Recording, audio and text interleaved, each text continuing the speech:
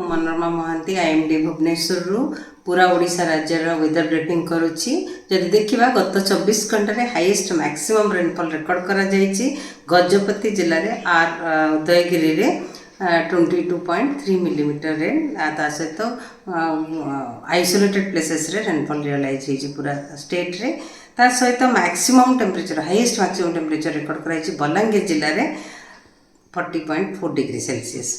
आ जदि देखा आगामी 7 दिन कि हल्कर मध्यम धरण वर्षा होगा सहित बिजुली घड़घड़ी हबार भी संभावना रही। आगामी 24 घंटे सुंदरगढ़ मयूरभंज केउंझर बालेश्वर जाजपुर भद्रक जगतसिंहपुर केन्द्रापड़ा जिले में हल्कर मध्यम धरण वर्षा सहित झटका पवन 40 ରୁ 50 किलोमीटर पर आवर बहिबार संभावना रही। सहित मयूरभंज बालेश्वर कटक खोर्धा पुरी गंजाम रायगड़ा कोरापुट जिले में हल्कर मध्यम धरण वर्षा सहित बिजुली घड़घड़ी और झटका पवन 30 ରୁ 40 किलोमीटर पर आवर बहिबार संभावना रही वर्षा समय।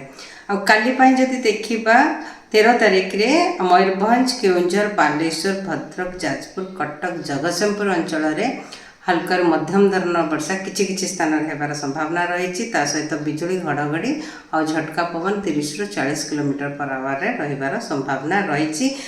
सहित गोटे किंबा दुईटा स्थान में साउथ कोस्टल ओडिशा रायगड़ मालकानगिरी कोरापुट रे भी हल्कर मध्यम धरण वर्षा होबार संभावना रही किंतु वार्निंग नहीं।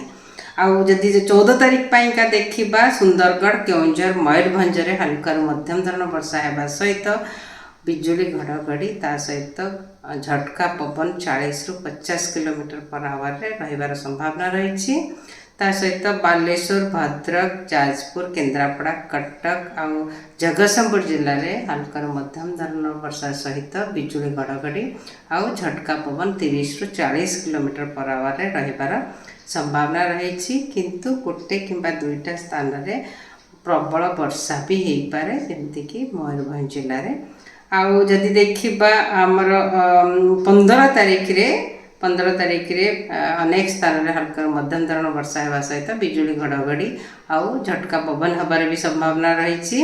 मयूरभंज केउंझर बिजुली घड़घड़ी सहित झटका पवन 40 ରୁ 50 किलोमीटर पर आवर हबार संभावना रही किंतु कोस्टल ओडिशा रे 30 ରୁ 40 किलोमीटर पर आवर झटका पवन रहिबार संभावना रही बिजुली और घड़घड़ी सहित। आ 16 तारीख में जब देखा अनेक स्थान में हल्कर मध्यम धरण वर्षा होबार सहित बिजुली घड़घड़ी सहित झटका पवन 40 ରୁ 50 किलोमीटर पर आवर किसी अनेक स्थान में हमार संभावना रही जमीक सुंदरगढ़ मयूरभंज केउंझर बालेश्वर जिले में ता सहित खोर्धा पुरी नयागढ़ गंजाम गजपति रायगड़ा जिले में बिजुली घड़घड़ी सहित वर्षा सहित झटका पवन 30 ରୁ 40 किलोमीटर पर आवर संभावना रही। सहित 17 तारीख 18 तारीख रे भी वर्षा कंटिन्यू कर किसी स्थान में राज्य में मोस्टली कोस्टल उपकूलवर्ती अंचल में वर्षा कंटिन्यू कर संभावना रही। नमस्कार।